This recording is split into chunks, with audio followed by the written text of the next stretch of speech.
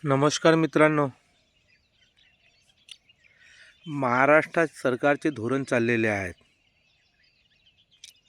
हा घर घर दारू योजना आणि आमच्या गोंदिया जिल्ह्यामध्ये सर्वात जास्त दारूचे दुकाने यावर्षी सुरू करण्यात आले आहेत. हा आधी शहरामध्ये दारूचे दुकाने सुरू व्हायचे, आता गावागावामध्ये जो मोठा गाव असेल त्या गावामध्ये 4-4 बिअर बार आणि देशी दारूचे परवानेसुद्धा देण्यात येत आहेत.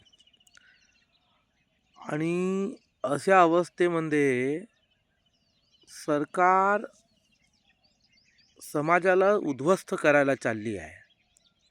फक्त त्याला त्यातून टॅक्स पाहिजे दारूच्या माध्यमातून, पण लोकांचे जे गोरगरीब असतात यांचे परिवार उद्ध्वस्त झाले तरी काही घेणं देणं नाही, यांचे कुटुंब उद्ध्वस्त झाले तर काही घेणं देणं नाही आहे. यांना फक्त हे पाहिजे, दारू पाहिजे.